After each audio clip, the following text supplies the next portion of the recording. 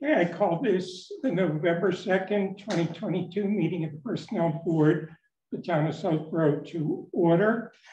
First order of business is approval of the minutes. Minutes were circulated in advance. Any changes or corrections to the minutes? Just one thing, I think we need to add the slides under documents down at the bottom. They are referenced as an attachment in the section where I was presenting, but I don't think it was in the original packet. Yeah. Okay. Any other changes? Okay. With that amendment, I will entertain a motion to approve the minutes. Make the motion to approve the minutes for the November 2nd meeting. Is there a second? Hang on. It's for the 10-12 meeting, right? Okay. Okay. Yes, for 10-12. Correct. I will second that. Okay, all in favor? Aye. There's no one. There's no one on? No. Okay. The minutes are approved. Okay, we are here to discuss the report of the Collins Center on the compensation study. Just a few comments before I turn over to Mary. All SAP employees were advised that the report was available on Personnel Board's website and that we would be discussing it at today's meeting, and we have a fair number of employees here, so I'm glad to see that. I would ask if you have questions, please hold them to the end of the meeting, and I promise we'll get to them. We have two major tasks that we have to do. One is to decide the amount of the annual increase, which will be informed by the report. And the second is to make whatever changes we think should be made to the SAP, particularly the Schedule A and Schedule C. The report, I think, makes our job harder than I thought it might be, but it is what it is. And we have a lot of questions we'll have to deal with in terms of how we would implement it if we were to adopt the recommendations. There are, by the way, copies of the report at the front desk if anyone needs one, so please feel free to grab it. And with that, I will turn it over to Mary. First of all, thank you for the Collins Center and all the work that was put into this. We appreciate it. Obviously, we've all read the report. I'm sure we all have a number of questions, but why don't you quickly run through sort of the highlights in your mind and potential issues that we have to deal with. All right, I'll go through it briefly. Thank you so much for having me being here today. And I apologize, I went to town hall. A little embarrassing, but I'm sorry. I want to thank actually Melanie and David Colton, who was on my team. They did the bulk of the work together on this in terms of interviewing the staff. And so we're happy to go through this. What I'll do is I'll probably just walk through the sections of the report so people know what I'm referring to and make a few highlighted comments and then answer really any questions.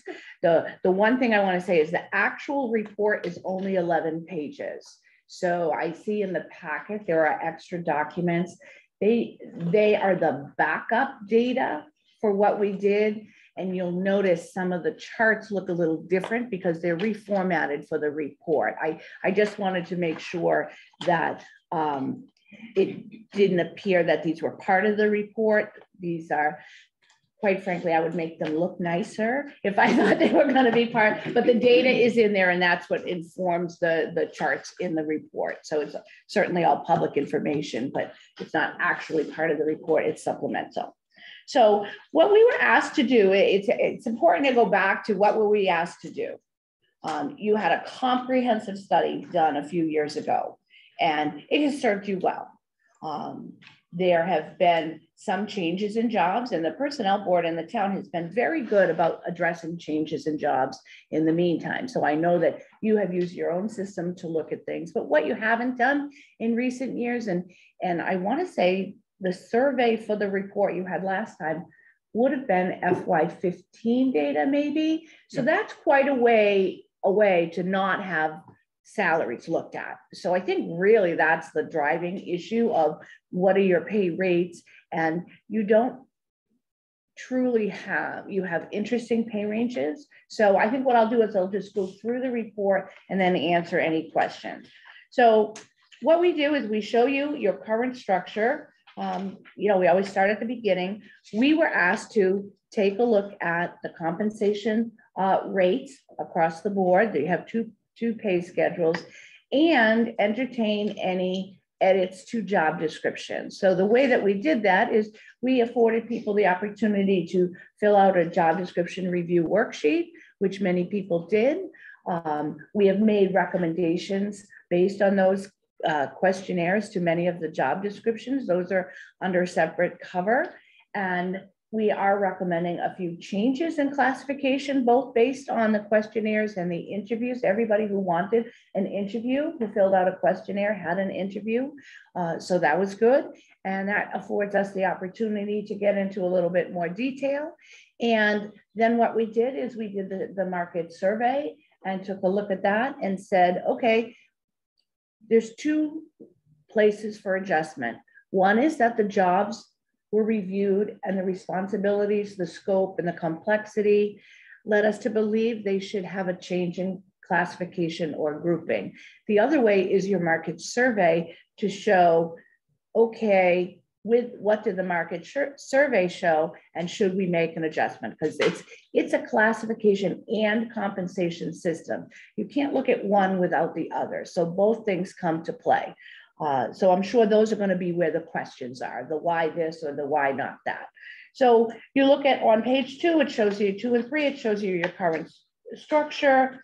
We talk about how we did the position review worksheet and what that entailed.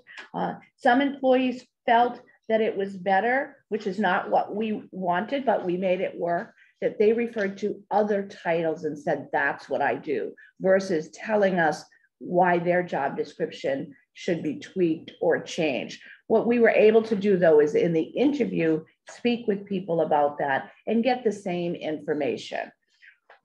We do have in here, it talks about the administrative position descriptions. You have a system that was put in place years ago of your business administrator series. You have very generic position descriptions. While that's good for cross-training and looking at classification, it's not preferable when you're dealing with what are the true essential functions of a position. We really want position descriptions to be specific enough so that we can say that department, that title in that department has these functions. So what we're recommending is that you use the core of those position descriptions are fine. We do recommend that for nuances for each department, you add a paragraph or an addendum to that position description so that you're picking out specific key duties that may not be in another department. So they're a little too generic in terms of the essential functions, especially when you may have an issue under the Americans with Disabilities Act of can you perform the essential functions of the job? So we want to be sure that they're customized enough to address that essential function issue, but general enough so that you have the same core competencies when you're looking to fill a job. So we do recommend that addendum. We did a market salary survey.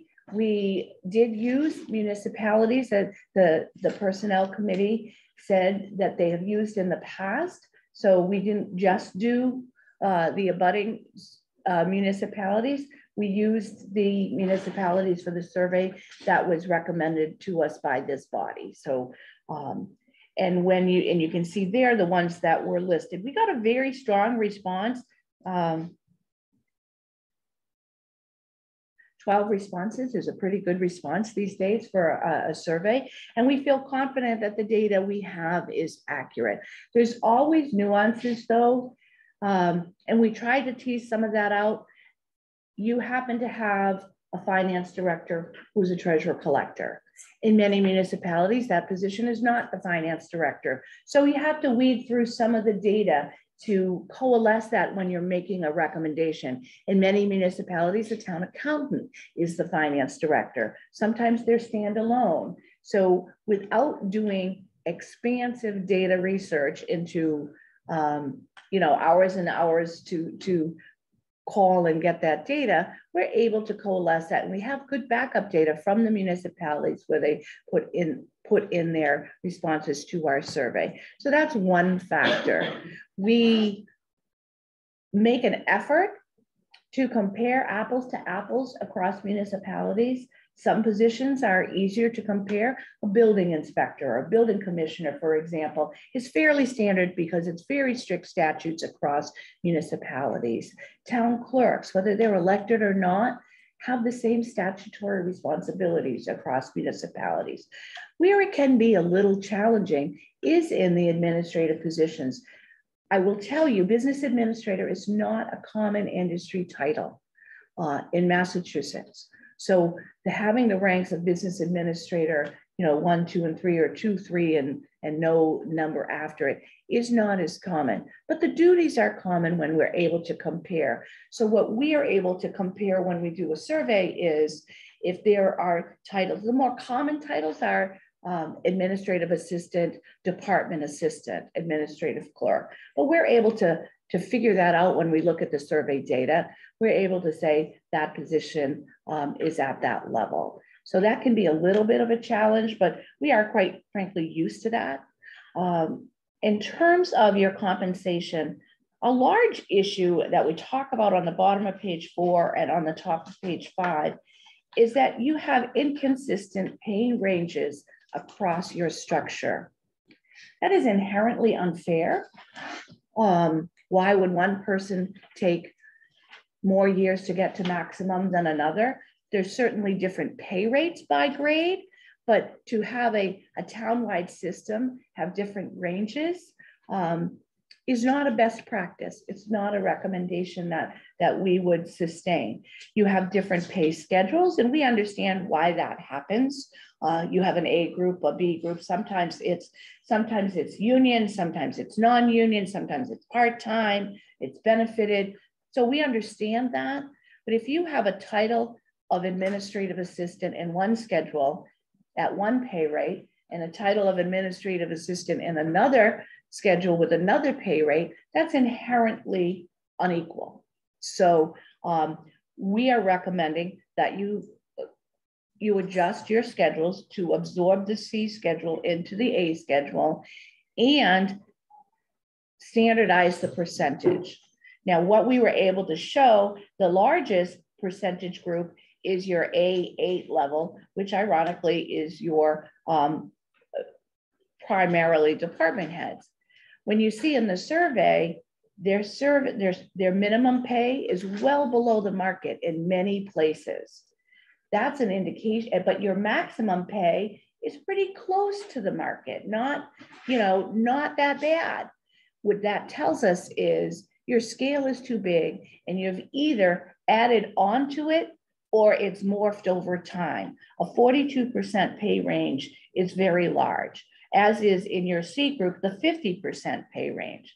So the fact that you go from 30 to actually 27 to 50%, an employee's tenure should be an employee's tenure and having different pay scales. Now, if you have a union agreement, that's a different ballgame.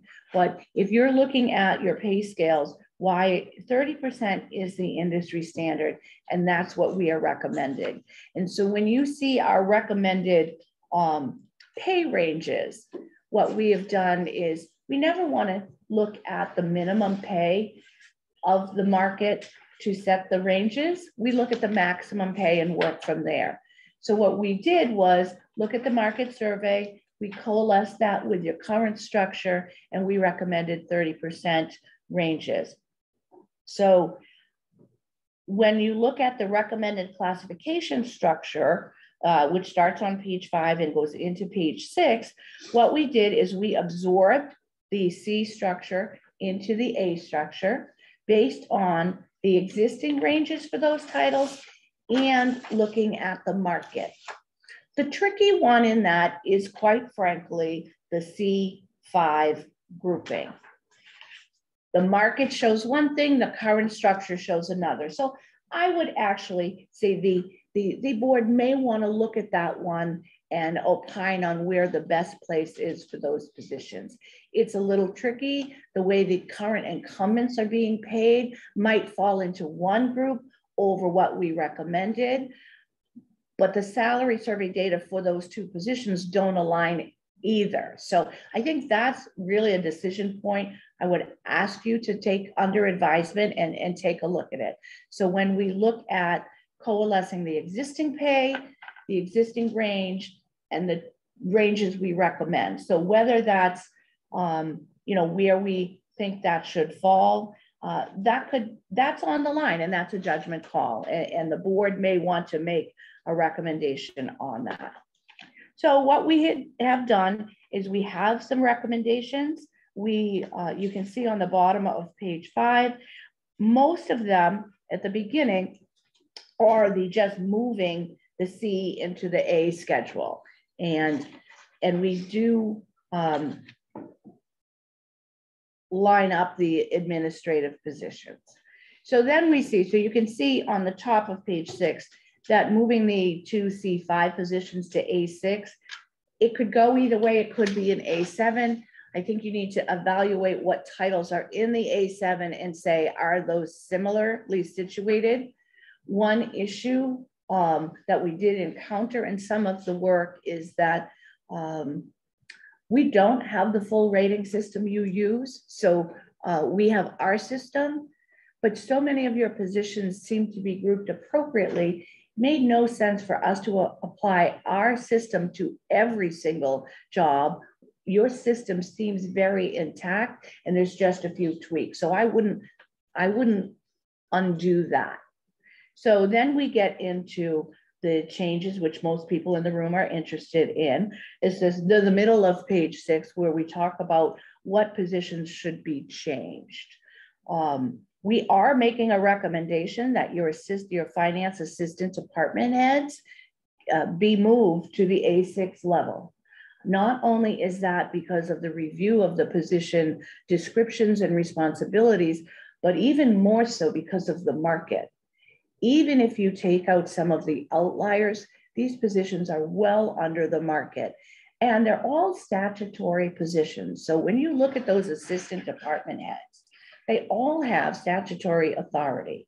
So, and it is your structure is very unusual across municipalities. And if you look at the survey data of the backup data, you will see those positions are similarly situated across most municipalities. So it is rare. Sometimes we have seen a difference in an assistant when there's an elected official.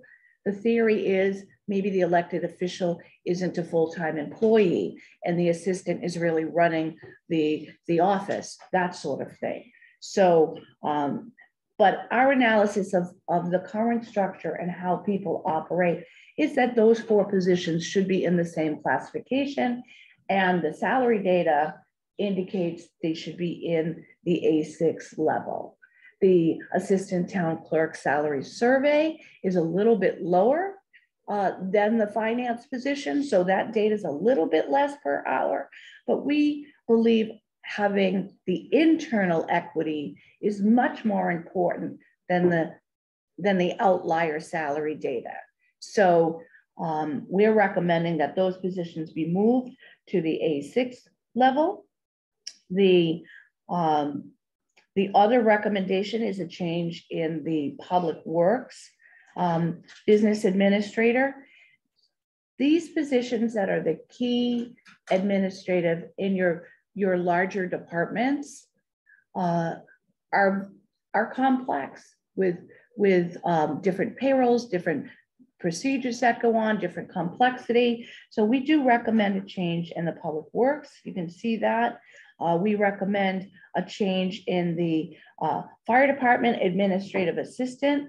Those duties align more with the business administrator. And in the police department, we are recommending that the dispatcher go from the C group to an A group, but that not only is aligning the pay, it is moving that pay up based on the salary survey and the complexity of a dispatcher position. We had on the youth commission, we wanted to put it back to the personnel board to maybe take a closer look. A lot of the information we received seemed to be more structural than my job description is wrong. It felt like we're trying to restructure the department in an organizational way, which really isn't the role of our position. You can then use some of the salary data that might be in there. We did collect some salary data for those positions, so that will be useful for you, but restructuring functions from administrative to technical is not what we're looking at. So it's a job description review, not an organizational review. So then, as we say on the bottom of page 6, we talk about how we came up with the salary schedule. We looked at the survey data, we look at the current rates and ranges, and then we use the maximum survey data along with your current ranges to come up with a recommended range for those groupings. First, we do the groupings, then we look at the salary. You have to remember the salary data in the survey, we call it market, we don't tend to use the word comparable, where, you know, it's what's out there and it's a snapshot in time. It is flawed to find one salary in a grade. We look at all those that are defined by you and us as, for example, A8. I'll use the one we're talking about. There's all those different market salary data points. We coalesce and take a look at what is the norm, what is the average, and what is your current rate. Somebody may be, their salary data may be under what you're paying as a maximum, but the key is that your structure is those people should have the same pay range. So it's really important to not cherry pick or look at one versus the other. So that's where some of this becomes an art, not a science. Anybody can say, well, we're going to take the average and the outliers of all of this salary data. That's not how you come up with the ranges. So it is a judgment call. So these are the recommended ranges. They have 30%. What we would suggest, and we are happy to have these conversations with you, most organizations move to a step system that typically ends up being more, it's certainly easier to budget for. It can be more equitable when you have a system where there's no moving people through ranges in a way that's consistent. The reason some of your positions are behind the market is that you've only given across the board increases and you've not been able to keep up a little bit. And certainly I have anecdotal data that you haven't been able to hire at the minimum for many positions. So that is, we have also taken that into account when we're giving the recommended salary ranges. The decisions you'll need to make moving forward are how are we going to implement this? Do we apply it across the board? Do we give a minimum and then implement? Those are some conversations we can have. But at this point, I will just briefly say on the surveys, you can see the negative numbers means a negative number doesn't mean the person is underpaid. It means that their rate is under the salary data. So obviously though, when you see all those red parentheses, that's an indicator. When we do a survey, you might have a handful of these. So the fact that there is significant negative numbers, particularly on the minimum, is that your minimum pays are too low. So because you can see the difference when you go to the maximum pay, there's considerably fewer that are under. So that tells us that your ranges are just off. Some are well above your middle, but that's because when you go back to the 30% ranges that you have, those are in better shape. So that's a quick overview. I'm happy to answer any questions that you have. Thank you, Mary. You and I have had extensive discussion, so I'm going to hold off and defer to my colleagues to see who has questions. I have many, but I do too. So I don't I have a meeting at noon. Just telling you. Okay. Why don't you start? Okay. And I'm happy to come back to do more questions. So thank you for the summary. I wish I could say I was surprised, but I'm not. I guess I'm gonna start with some soft, easier questions, and I'm gonna work my way to harder and some maybe commentary in nature as well. So just bear with me. So if we did move to a step system, this is the easiest question you're gonna get. Is coming up with that step system under our current contract, or are we looking at additional out of scope sort of with work? us? Yeah. Oh no, we do that. Okay, oh, yeah. Perfect. Yeah, happy to record. So I think you're gonna see where I'm going with this. I'm just gonna put out there. I believe as of today, I would vote to direct Colin Center to start working on a step system. And I think the main reason for that conclusion is we've been giving, we hire, right? And it's candidly pretty arbitrary. As long as someone's not above the midpoint, it's very arbitrary to the appointing authority and candidly to our personnel director, right? That has some say and ability to weigh in that we have created this incredibly unequitable situation, right? We saw it in the vacation and accrual data as well, is people are being hired based on the advocacy of their appointing authority or certain credentials. And I think certain credentials should outweigh it, right? If you're hiring someone from another municipality that has coming like lateral, same position, bringing 10 years experience, of course they should be, on the, I'll call it the far right side on the higher end. But if they're new to the role, coming in and that outside experience, whether it be municipal or not, doesn't necessarily replicate, then of course they should be on the left side. So I do think we need to find a way to develop a step system, and that's a this year thing. Like I'm not going to town meeting with this SAP.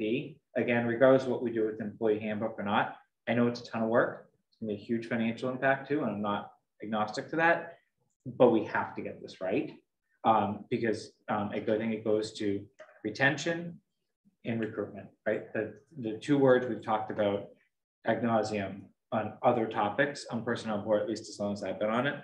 So let me just interrupt you there just to say the reference to step system is in there because we, Mark and I asked for it because we both felt that we needed to go in that direction. But obviously, we also didn't have, without the imprimatur of the board, the authority to say that's what we want. So that's part of what we're here to talk about, is to make sure we're all on the same page in terms of what we want to do. All right, awesome. Easy one. All right, yeah. So that was my commentary. So now I'm gonna get a few more specific questions. Reference 2015, the last time this was done, right? We know what our SAP says in terms of quadrennial sort of review, but it seems like nothing has changed in municipalities that's causing this shift that we're so out of balance, right? I think, and I know I don't want to throw someone else you may compete against under the bus, but it seems like our system wasn't fit for purpose potentially back in 2015. Is that a fair statement, or am I reaching too far? I think you're reaching too far. I think what didn't happen is and I don't know where the decision points are, and certainly the competitor is a very dear friend of mine, so that's no problem. We have no issue there. There were clearly decisions made to not have a step system. And that typically when that happens is we're going to do adjustments. Maybe some are going to have merit. We don't know, and I'm not going to opine on that.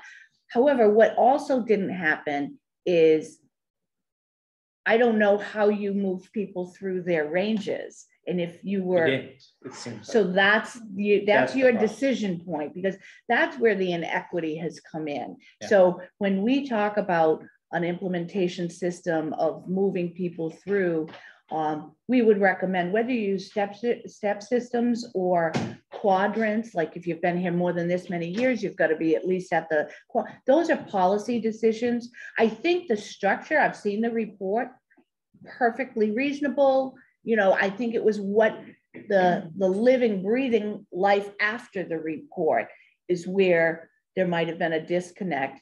And if in fact, at the time, the ranges adopted were in that moment generous, you wouldn't think necessarily to say, oh, how are we going to increase it? So I think there's probably a few things. Well, and I think there's another reason too, and it's on us.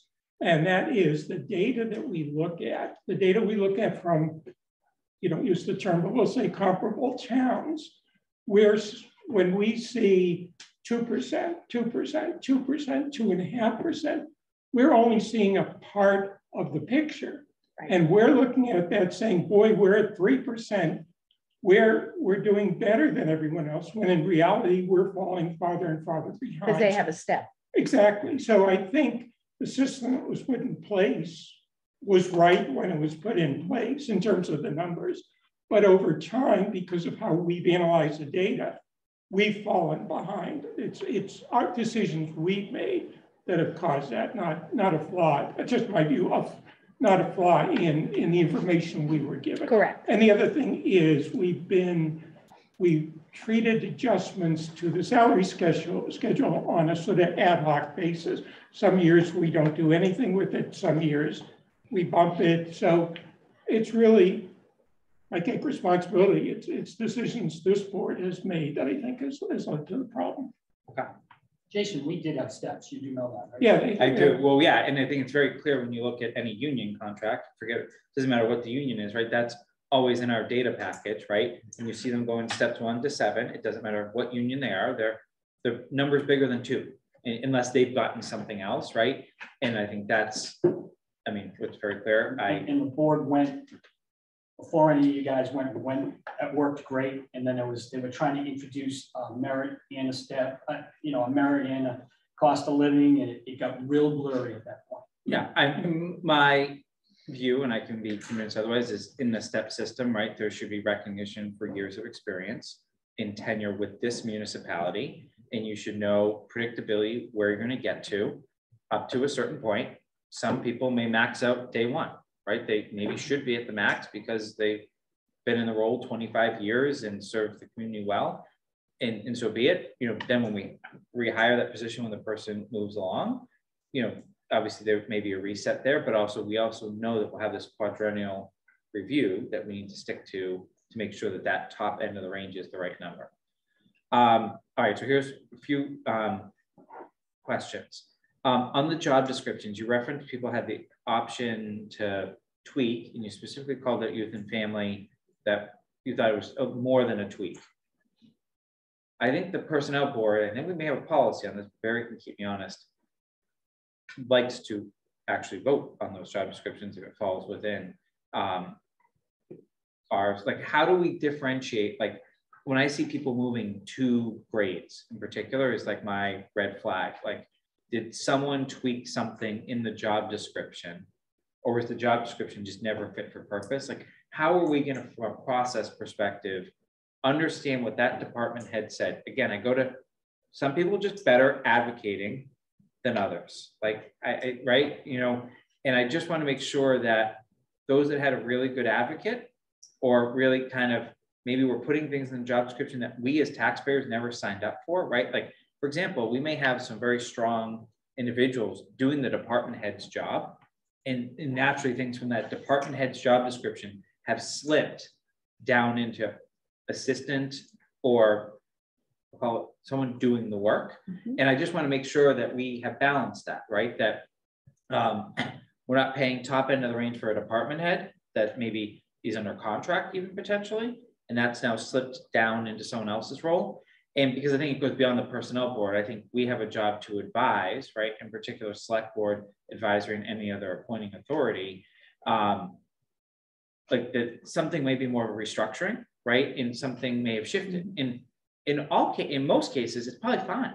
It probably meant we didn't go out and hire another FTE because that person that's in the assistant role was stepping up to the plate. But I think there just needs to be a clear delineation because, you know, as much as I'd like to think everyone is performing, you know, meet or exceeding standards, right? Like there's natural differences in performance. So how are we going to capture those changes so that we can just do a smell test, in particular on the ones that are jumping 2 grades?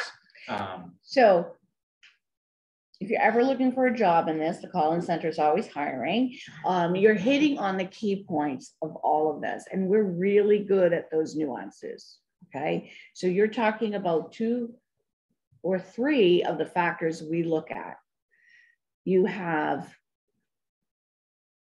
and it's a real challenge because what happens is we hire good people and then they're good.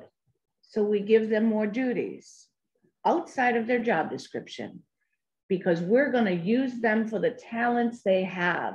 And then what happens is the job creeps, right? That's a management problem, quite frankly, not a job description problem. And I think that, and then you have industries change.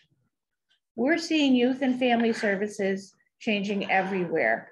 Northborough, changing their whole department, okay? Health and Human Service departments are being created.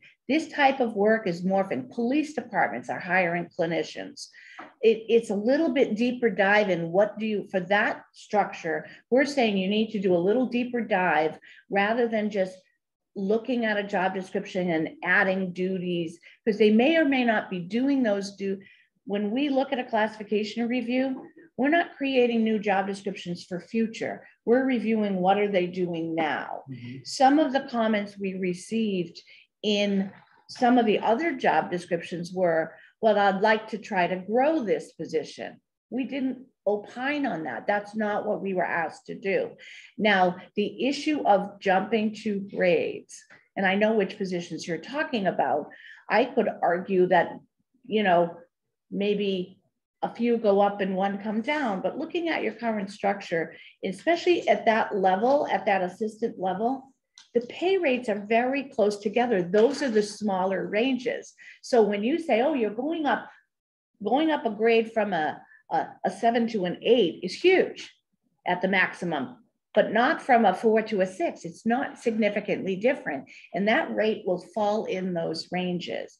I also believe, and we did get anecdotal data that, and I was able, the town administrator was able to share a little bit of information on the rating systems of some of those positions, you know, not the whole rating systems.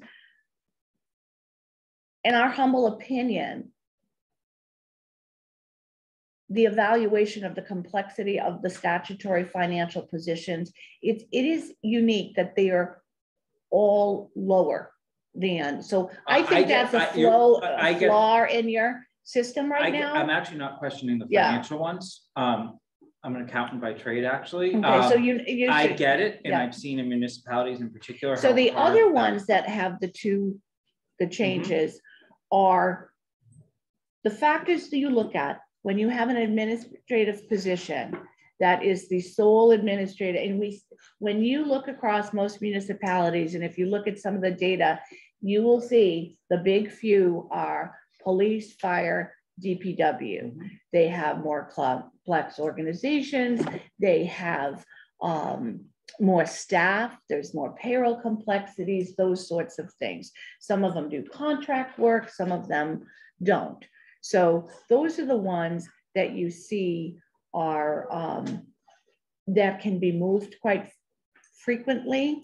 I think that, and you'll see I don't know who's sitting behind me, so I apologize if I'm talking about an individual's position.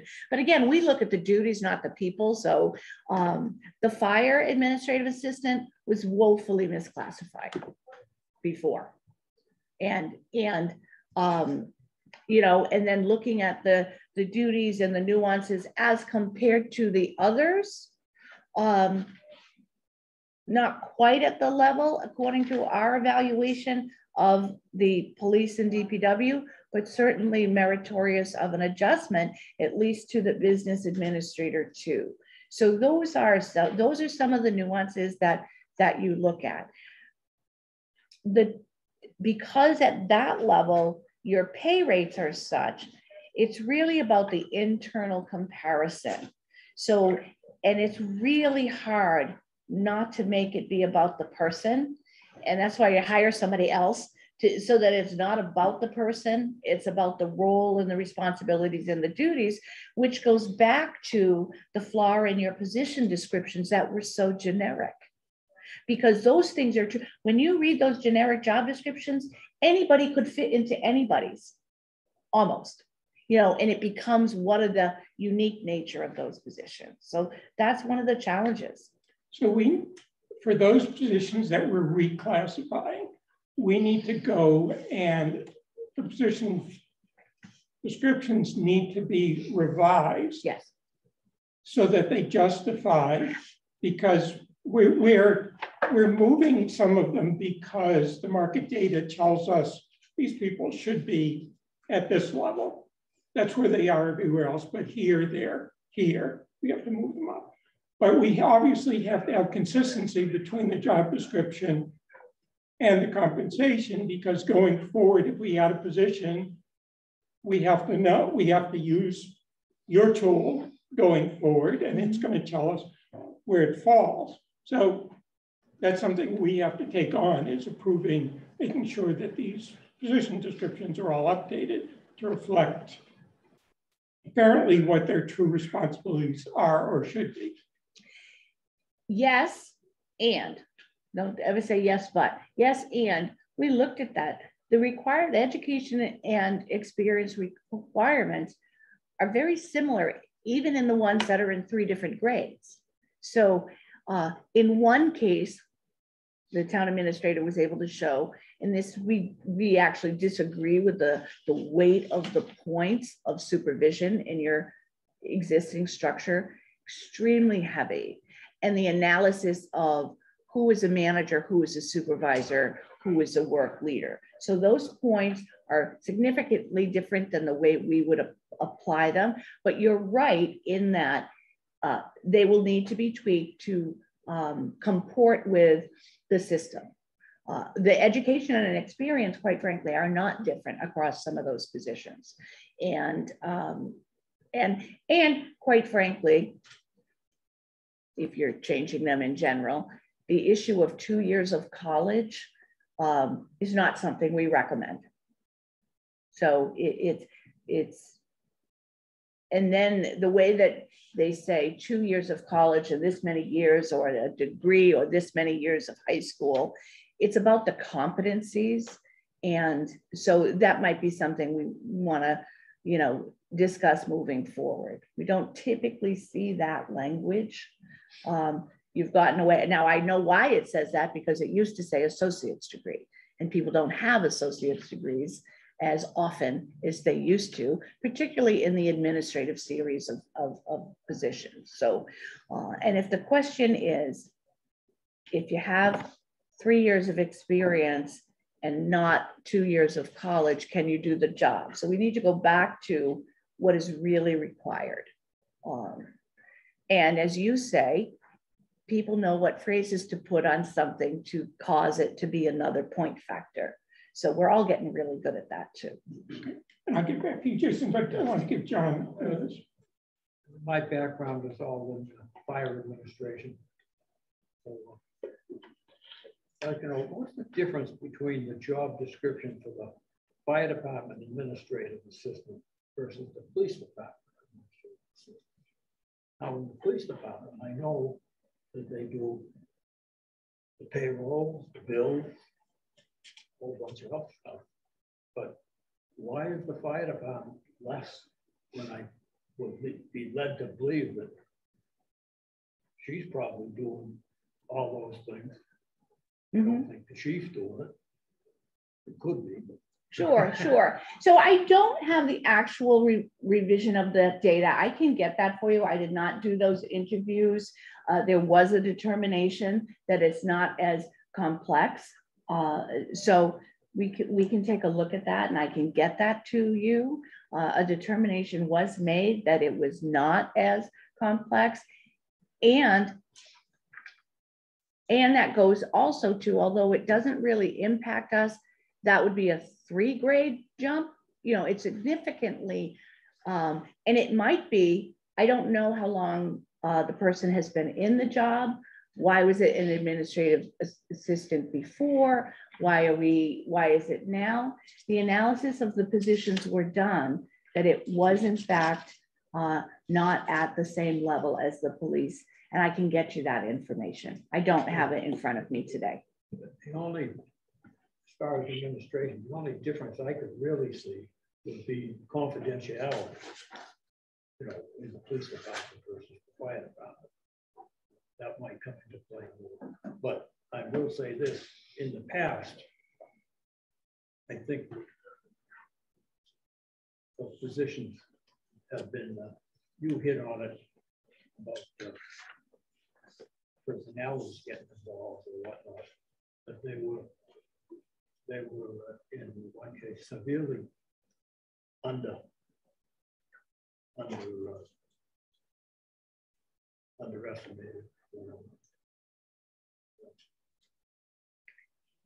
I didn't see in here, and I don't know what's, I'm not up to date on what's going on here in town, but I didn't see the public works director in here. People have contracts. There's a contract, right? Not in here. You made me nervous. I thought I missed a position. But it is an existing SAP with an asterisk, if I remember correctly. So are we taking it, are we proposing to take it out?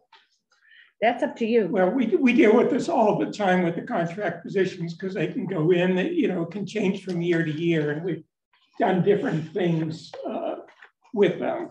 So we can either put them all in or. Was it reviewed as part of this? No. Okay. So we're assuming that the DPW superintendent process that's underway now, that person can elect a contract. Yes. If they don't, then we're on notice that this probably needs to be revisited. Yeah. Did or can or would changing these C's to A's and whatnot, any estimate as to what the cost of that will be? Actually, it depends on what you do with the step system. I didn't have everybody's current rates of pay, but if you were just putting them in the ranges, they're going to fit within that range.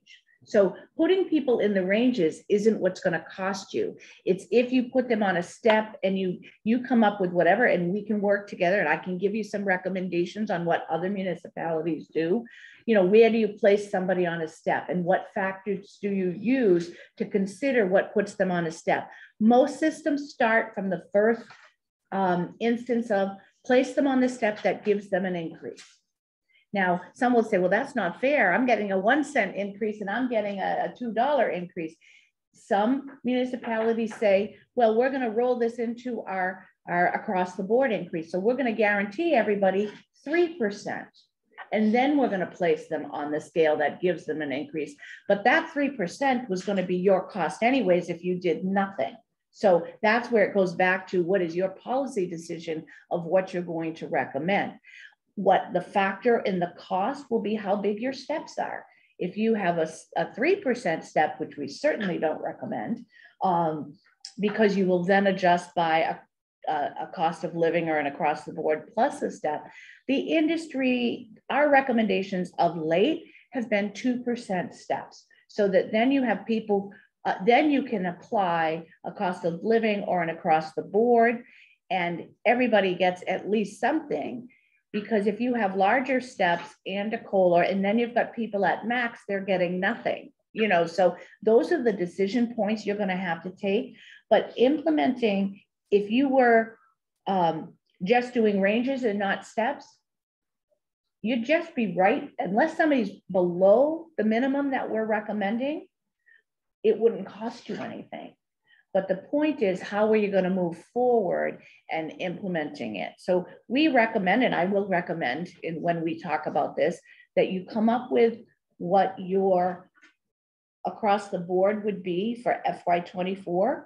You know, let's just say we're implementing this for FY24, and you're going to say, based on the market, based on this survey, you're seeing where people are. We want people to be adjusted by 3%. I think that would be a good litmus test. That would be a good percentage. Then you place them on the scale that guarantees them at least 3%. Some people might get close to 5% if they've just missed that step, but most will be in the 3 to 4% range if you did that. What does your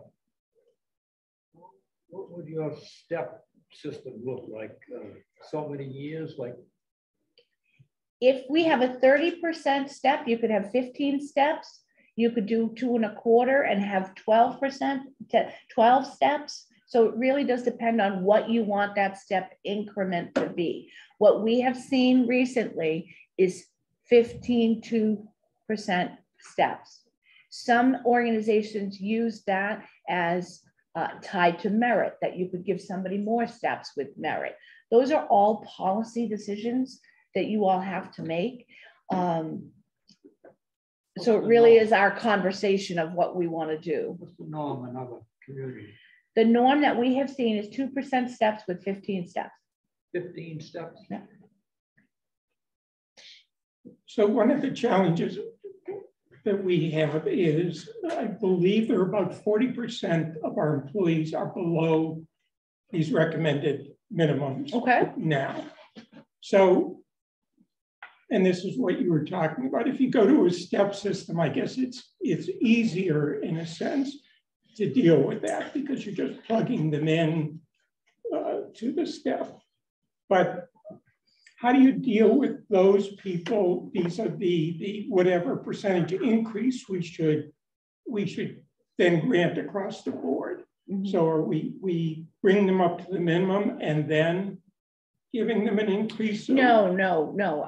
If I was not clear, you come up with what your across the board would have been, whether you were doing this or not. So you say, we're giving everybody 3%. So if you apply that 3% to what they're making now, you've probably gained that gap with that minimum. Yeah, I ran some numbers, mm-hmm. and you could use some pretty big percentages and there's still going to be a sizable number of people below the minimum.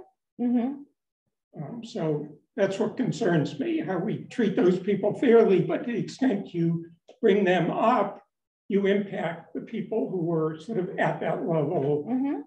You've closed that gap. So from an equity perspective.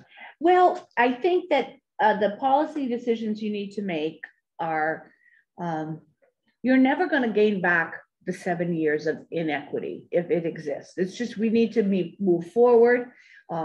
You don't, if somebody gets a larger increase, and the issue is somebody who's going to be at step 1 has been here, 5 years, and somebody else is going to be at step 1 who's been here 1 year, that becomes your issue. Some municipalities place people at steps based on, not on years of service. If you've been here 10 years, it doesn't mean you go to step 10. But some will say, if you've been here more than 20 years, you're going to be in the top 75% of the range. And you apply some sort of formula to that. For those who are under the recommended ranges, sometimes there has to be a cost factor, and you do it over a few years. We've had some municipalities say, we're going to have an implementation step that guarantees somebody who's been considerably under the recommended range, and there's a 5% differential for that. I think that becomes the implementation conversation. And particularly because your pay ranges have been so disjointed, of the different percentages, I can see why some are underneath the market. You may need to do a transition year. You know, this is what we're finding in terms of the market. You may not be able to sustain that in a fair way. So when we look at where would people fall, how does that look? How does that work? We have had 2 different towns say, we'll roll this in for the next year. So maybe you do a 5% adjustment for those who are considerably under, or you put this off for another year and give you time to work within this. So I think you really need to get into the weeds a little bit to come up with, so long as you create the policy on that and apply that policy across the board. That's what I think the key is. And if in fact, the town, you know, this is why you get the big bucks of being elected officials or appointed officials. You've also got to get this supported and move forward too financially. So, so that's why we can work with you. If you look at the pay scales and you look at the implementation numbers and you say, this is going to be a big hit, maybe you, for the first few years, expand it to a 35% range and then do catch up after that. And as you move people forward. So there's certainly policy decisions that we can back into. Certainly if we made it a 40% range, people would be most likely in that range. So maybe we take a look at that. And when you look at the numbers of the market, so much of what we recommended was tied to your current pay too. So we can take a little bit more deeper dive into some of the analysis. And if the board says we just can't yet swing the 30% range because we've cropped off the bottom of so many, maybe we do 35 for this year. And then when we do, it's because depending on the budgeting and the big hit in the budgeting, if you can't fund it, it's no good to have a policy anyways, you know. So I think we can look at some of those issues. You Is John done? I would support you, Jason, in looking to see what step system looks like. Okay, so I certainly wouldn't be interested in a 15-step. I would think of unions are approximately 7 in this town, from what I understand. What is their step increase? Every contract's just been done in the last 3 months. So, But they're probably 3 or 4% steps. yeah, plus COLAs. In some instances, I mean, I So think we there, said we need if one. you have a 7-step system at 3%, it's about 25% of a range. Mhm. So, and that gets expensive when you're trying 3% steps, gets Oh, expensive okay. when you're then trying to do the CPI. And it was great when it was 0 and 1s, you know, and so it's that balancing act, you know. We just did a project with the municipality who couldn't reconcile that. So they did not create a step system, but they created a quadrant system based on years. So again, those are harder to manage. They are harder to manage. Quadrant or the step? Quadrants. Okay. So I'm going to move that the personnel board ask the chair to work with Collins Center to come back with a proposed step plan. Yeah, and I'm fine with that. It's unfortunate we don't have a full complement here. Obviously, no, I understand we're not making a decision. And, you know, we've talked about moving forward and looking at that. So that's not an issue. But, and obviously we've got time, few months anyway, to figure out what we're going to do on this piece. But yeah, I have no problem with that. I second that. Well, I don't think we need to take a vote. I'll just work with them. I think we should, because I think you got employees in the room that need to see that we're taking this seriously. And I think it sends. Okay, I think employees believe we're taking this seriously, that we're doing this. But okay, if you feel, we're missing 2 members here. These are big decisions. I don't think it's an issue that we want to move forward and get information on how we would implement a step system. I think we've talked about that all along. If you want to have a vote, we can have a vote on that. But these are big decisions ultimately we're making, and I'd like to have as much involvement of the whole board as possible. I could give you a few samples for you to review. So let me explain the logic behind the motion, other than sending a message.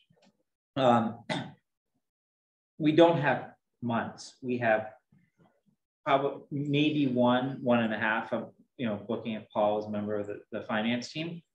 We're going to have to give some sort of guide of what this may, right? Like some sort of placeholder, right? And get guidance back, more importantly, of that's great personnel board that you're trying to do this, but we, the town, can only, right? Like, we, like was mentioned, town meeting ultimately is going to have to say on this based on what is brought forward by the select board in advisory, but I think we have a job to do to act within those parameters.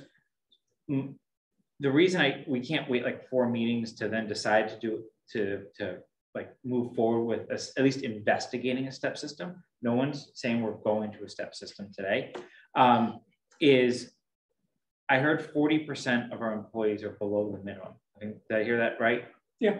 I would like to see that list, right? And I want to see how that then, if we just put those people at the first step in their current grade. So leave aside the first half hour of discussion of these positions should move because of this job description or that description. Let's just talk about where people are at, right? They're guaranteed to have that grade next year at a minimum. Let's see what that's starting to look like and what the repercussions are of that. Then I think it helps us make educated decisions on, do we do 7 steps, 10 steps, 15 steps, right? Like all of that, because I think it will come together if we start to kind of see it. And unfortunately, I think we also need to see the data of, I don't know if Kristen can do this or if this already exists, like where these people are on the midpoint, right? Like I'm sure we could go pick in, right? Like, but where is everyone against our current midpoint, which I think is not fit for purpose based on what we're hearing. And then, that will probably help guide the 5 of us to policy decisions that we're being asked to make. I don't have a problem. Again, it's just form for me. But if people feel they want to have a motion and vote, I don't have a problem. I think it's just doesn't change what we're going to do. But if people feel that they want to do something, I don't have a problem. I think the motion was made and seconded. Okay. Yeah. All in favor? Okay. I want to talk a minute, unless there are further questions. I do. Can we ask some questions as well? Well, okay, we're not done with meeting, but we got a tight schedule here because I think we lose a quorum at 10:30. Well, I can Zoom from the car. Okay. And we still use. We'll get to questions, but I'd like to have the board. I some just very quick specific ones. We talked a lot about that fire administration, and we talked a lot about business administrator 1, 2, 3, and we talked about administrative assistant, right? I would like to, maybe not today, but like as a to-do, I would like to kind of see how we're lining up. Like what are the similarities between a 1, a 2, and a 3? And what is an admin assistant, right? And you also use the words business coordinator is not common in municipalities. Business administrator. Sorry.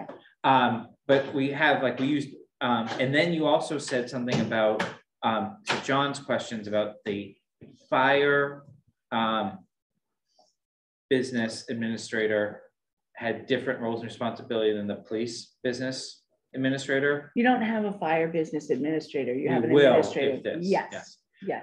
But you're recommending moving that position in particular to equal to the police business. And you have it going to a business 6, administrator 2. right? Which is what our police one is. Police is a 6. Police is No, a 6, your police one is a business administrator.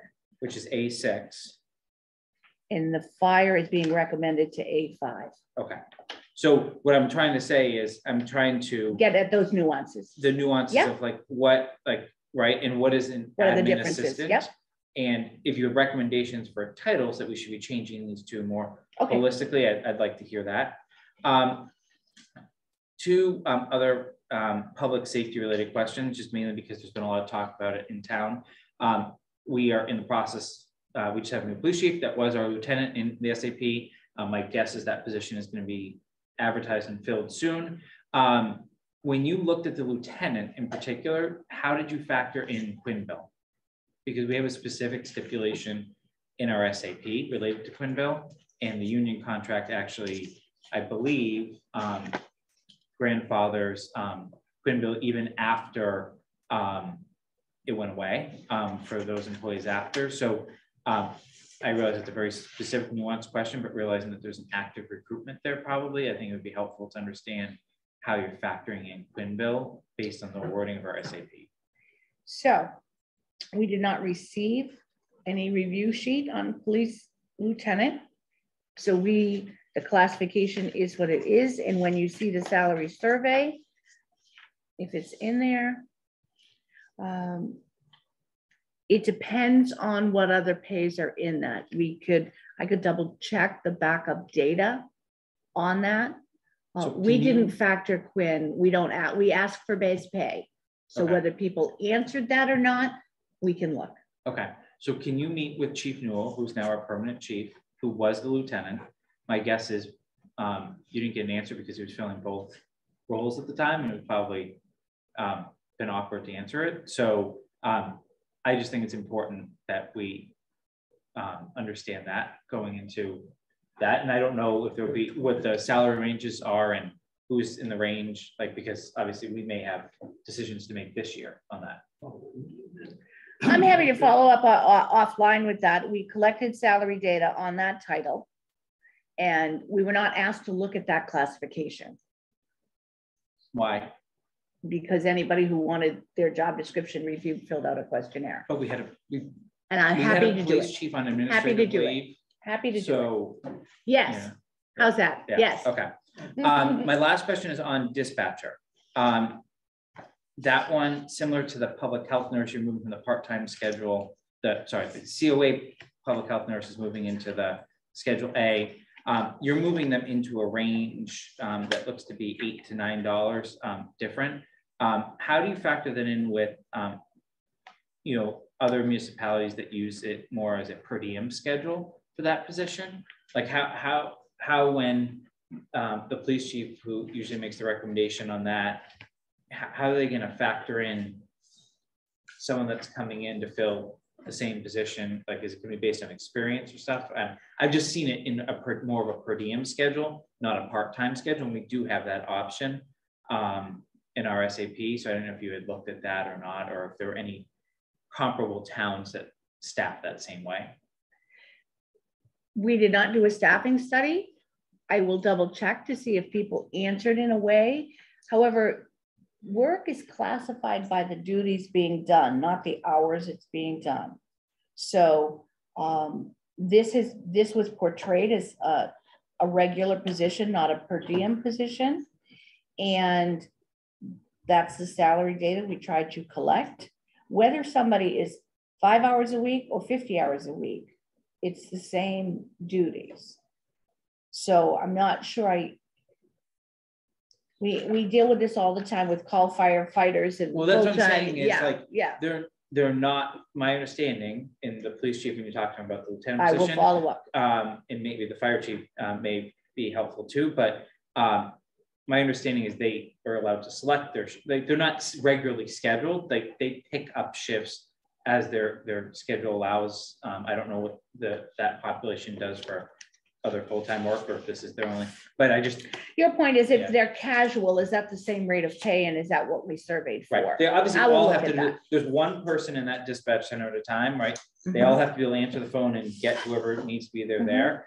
I just didn't know if that rose to a part-time schedule versus more of a per diem schedule. I'm done. We collected data as if it was a part-time schedule. Okay, thank you.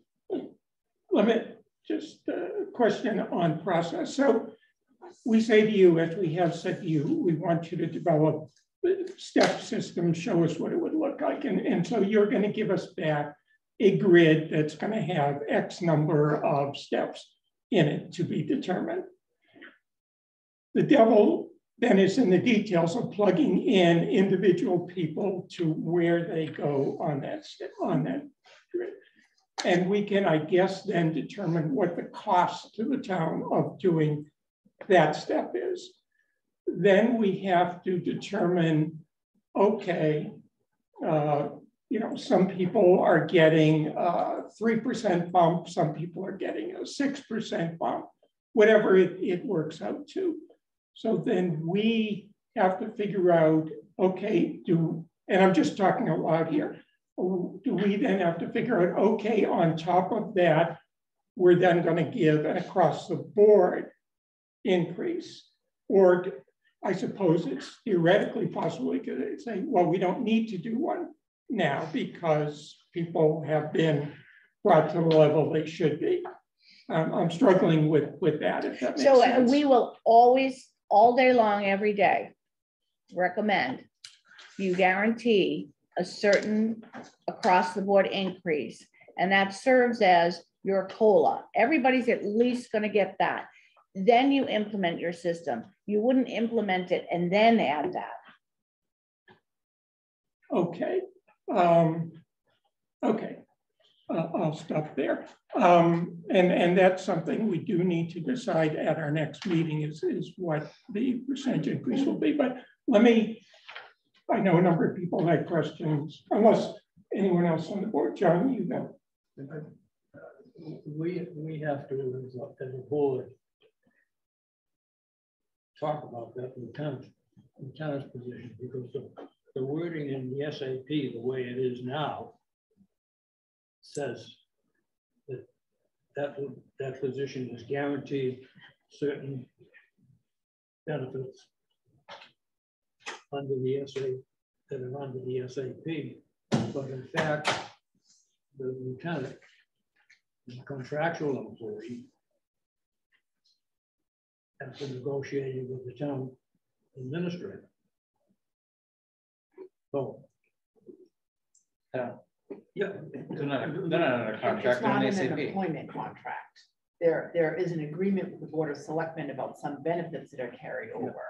Yeah. But it's not the same as an employment contract. And you know, they haven't necessarily, it's up to the individual who takes the position. Sure.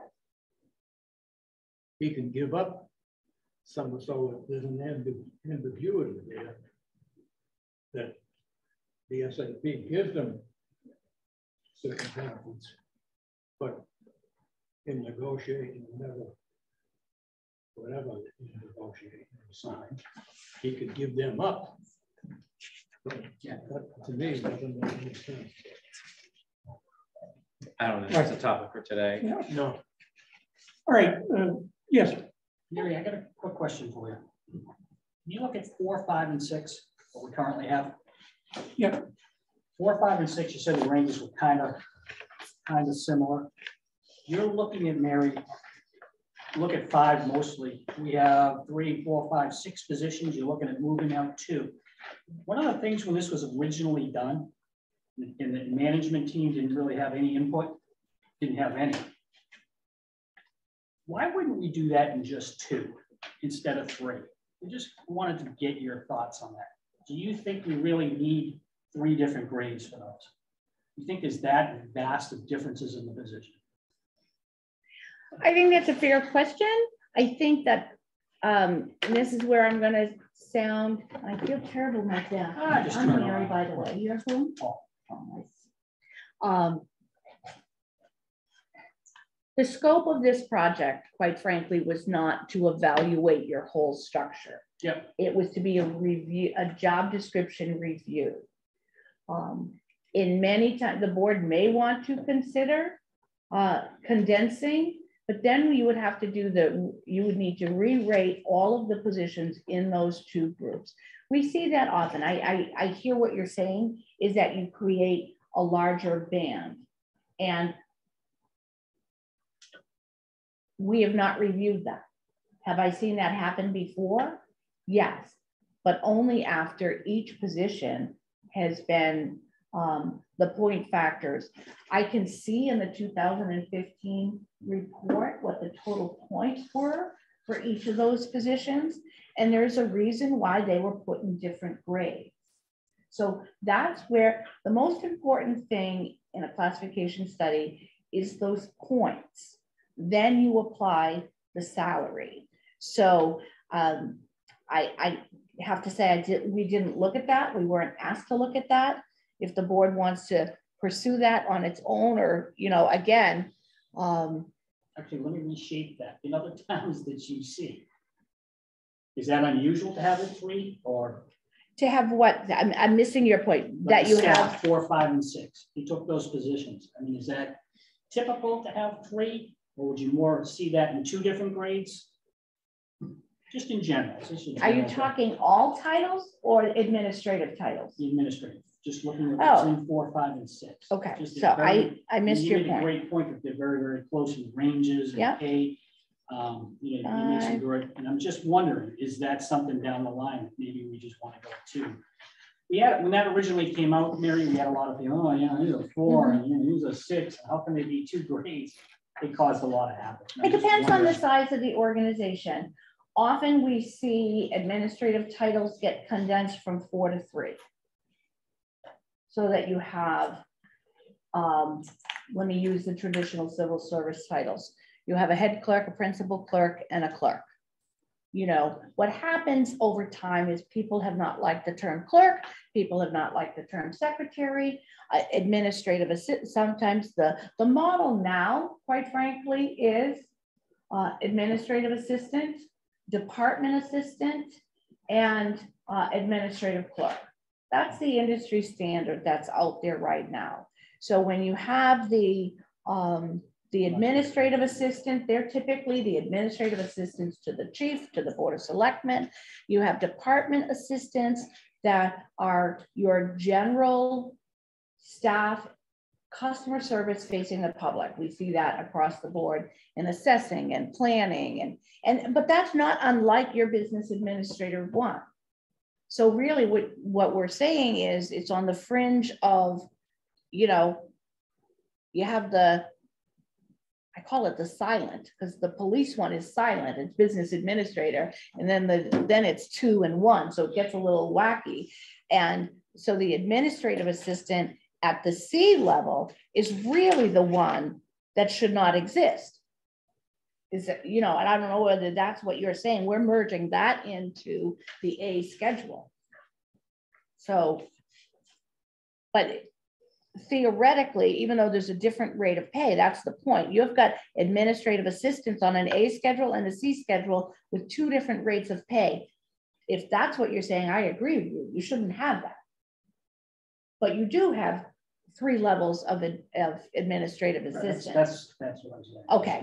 Last thing you said. Yeah, yes, there are 3 levels, not 4. I have one quick question for Mary. Can you tell me, was this data, is it FY22 or 23? 23, okay. Yeah. That was my only question. Which will serve you well going forward. We purposefully waited for the FY23. And then my question to the personnel board is, assuming you're going to be working on the step system, do you plan on adopting the suggested minimum and maximum grade ranges before then, or kind of all at once? I would think we would do it all at once. Okay. My only concern is if you did adopt that schedule, and then say there's, you know, department heads or whoever needs to get bumped into that, they're going to go in at the minimum. But in the meantime, if you don't have a step system, you're still going to be hiring new hires at midpoint. So I just wanted to be sure that that wasn't going to be a consideration. Yeah. Other questions? I do. And this is backing up a bit, so I apologize. I did actually fill out pretty extensively one of the questionnaires, and I was not interviewed. I'm not sure how those, I think at the beginning you said that everyone who filled out a questionnaire was interviewed. Mm. Oh, yeah, I didn't say that. Okay, my apologies then. So I would go back to comparing, how are the job descriptions compared between the pay grades and the pay schedule? For example, I'm at the library. So that's an A3, okay? How does the senior library assistant or library assistant position compare to a business admin 1 or 2 position? How are those responsibilities different? I don't have access to those job descriptions, but I would be curious how you classify the responsibilities. I'm not sure if I heard you use the point system, and how those compare, because our title is not the business admin, but I'd be curious to know how our responsibilities are similar or different. I'll go back and I can get back to the board on that.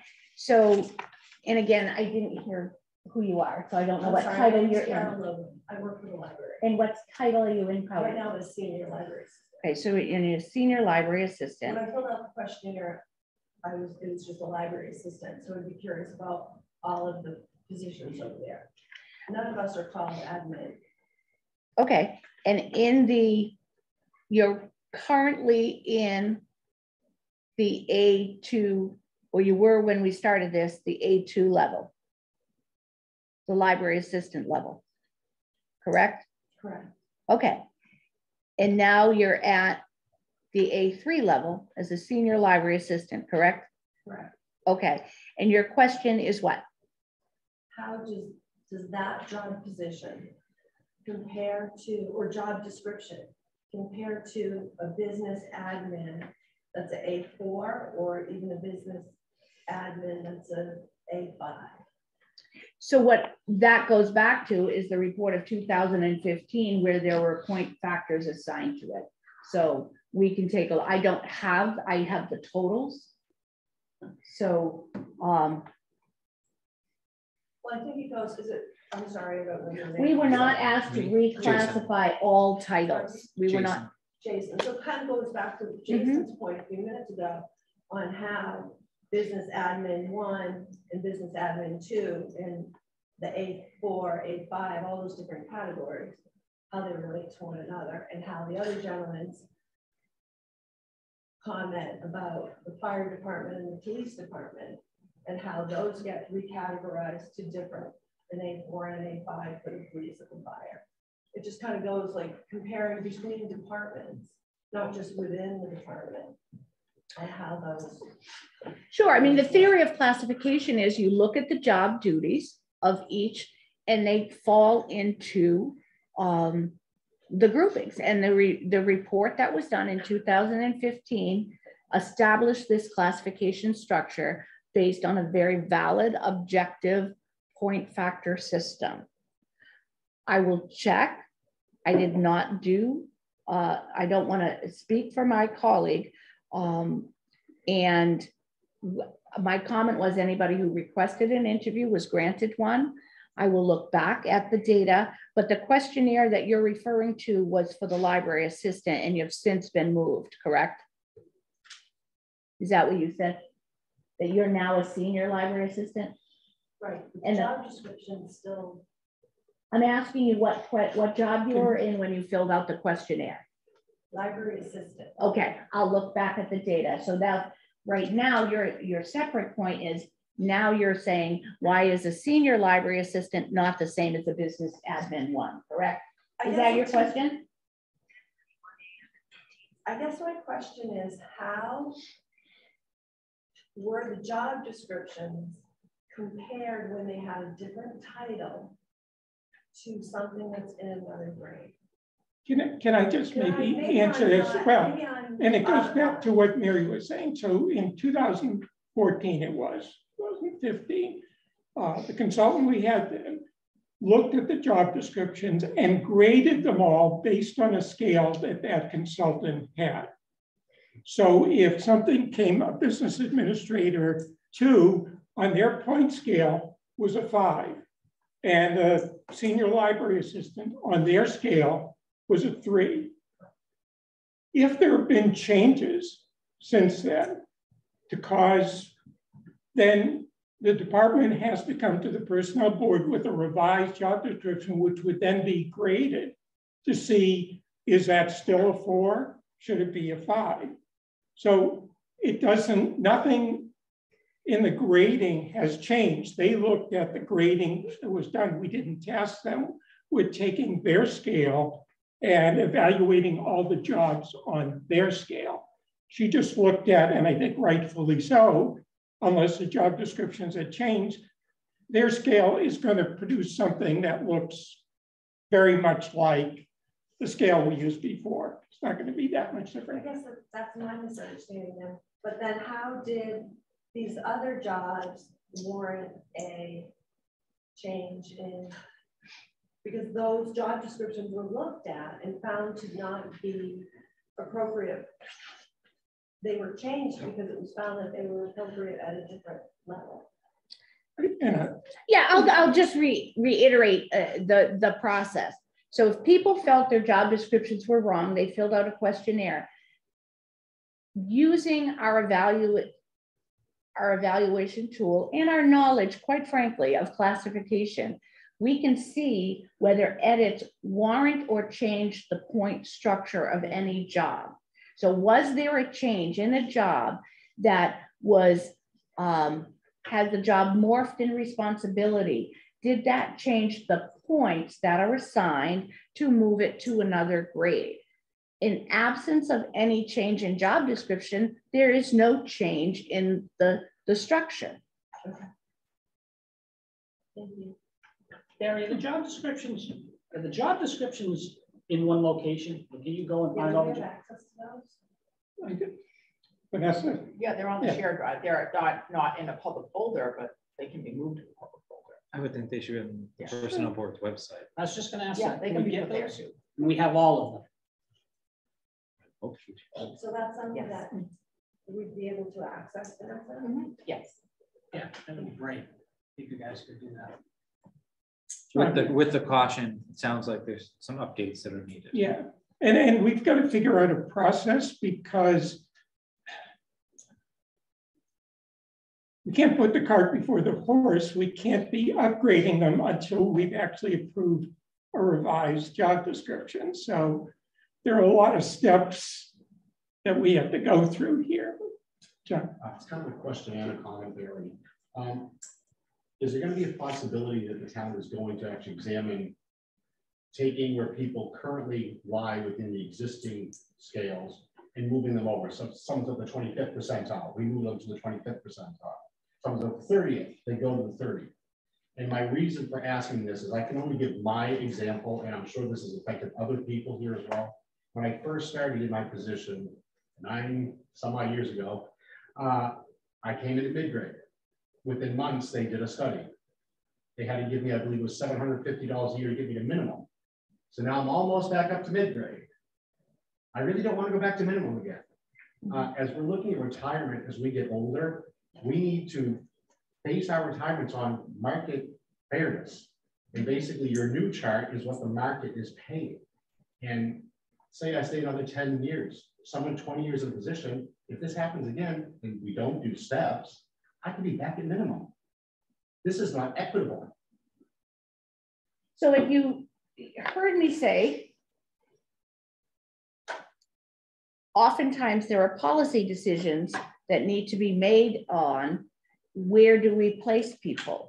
Do people with more years of service have to be at a certain percentage? An example is sometimes it is the reality, and this sounds extremely flippant, and at 58, I'm looking at the same thing. So, you know, so please know that it has nothing to do with an individual. And oftentimes people need to leave jobs to make more money, and that's unfortunate. But that is also the market at play as well. So oftentimes we see that municipalities, and I said this earlier, based on years of service, they place them in the range. That's a policy and financial decision. And that's what I'm hearing you say, that that's, but somebody at max automatically doesn't need to be at max. If you had to recruit somebody in at max now, that doesn't mean they need to be at max on your new scale. So you need to step back and say, what is our process? And you need to decide your process before you start looking at who it impacts, because that's really, then you're backing into something. And we really want you to have an objective approach to it. And that's where it's really hard for people who are in the jobs I'm talking about in the abstract, because it is personal. It is our, it is our relative value. So that's why we're trying to say, come up with your system and we can help navigate that. And because it's very personal, these are hard, and you have a lot of positions where there's one person in it. So we can pretend and say, I'm talking about the HR director, or I'm talking about, the building inspector. Well, we're talking about Mary and Tom, so it gets tricky. But those are some of the policy things that, and then it becomes financial. I don't know how strong your finance committee is and what they're going to do. So again, we have to, Yeah, it is difficult because when you do have the years of experience and they hire new people, and again, the market demands they hire them at a higher rate than you're making, and we're having to help them because they don't have the experience, and yet we're going to go back down the minimum. Yeah, that's troublesome. You would not see that in the private sector. This is something that is personal to a lot of us. Sure. It's very personal. And it's also happening, this happens demographically and recruitment wise. It's a real kick in the head of morale that somebody is being brought in close to what somebody who has been here for a long time. That really is just our market reality. However, the town is taking this step to try to address at least some of that. So it might, we'll have to see. Question on steps, and I heard. We have to be careful. We just. Oh, right.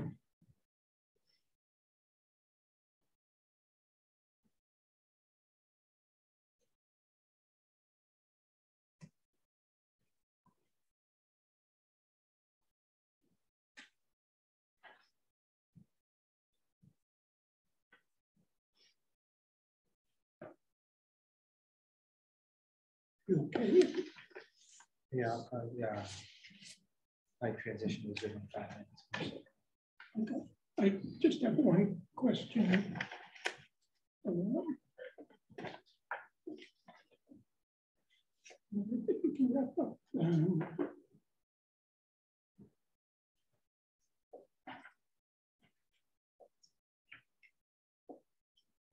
don't know what happened to Dorian. She repeatedly said She had Contacted her.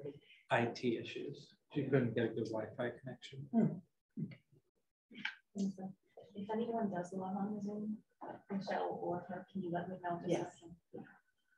Yeah, I should have checked. There's no one. No.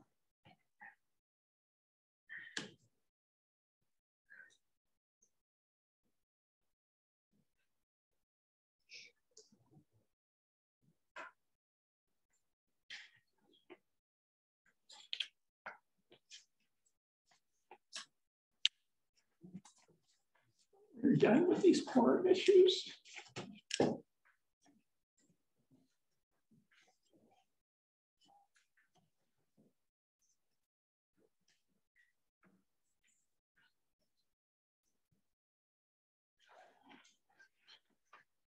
Thank you all for coming.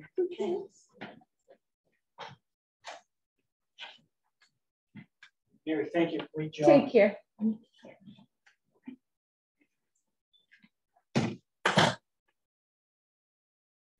I could tell a joke. I'll tell you my dad's joke. Okay. He passed a few years ago at 89, and he jokes, jokes. So how did the butcher introduce his wife? Meat Patty. That's a dad joke. It's such a dad joke. I wish he was here to tell it to me again, but.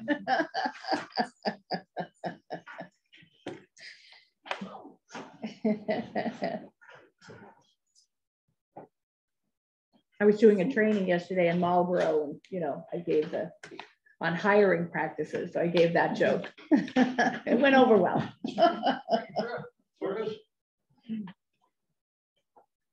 We need you for our quorum. So just on the steps, if you're gonna have a 30% spread and you do something less than 15 steps, then necessarily you're giving more than 2% a year. And it would concern me to sort of lock the town in to 3% or even more per year, forgetting about cost of living. So what I'll do is come up with a few scenarios, and this is what we typically do. We've got the salary data, we've got the recommended ranges. It's 30%. If 2% steps doesn't make sense, maybe we want to go to 2.25, 2.5. 2.5 would be fewer steps. Or we might want to increase the step, but expand the range to 35%, so that you maybe start lower, but you have a bigger step, so you catch up sooner. I'll run a few scenarios for you, and then you've got something in front of you. And if we can get the existing page, we can plug that in. It's all the same spreadsheet.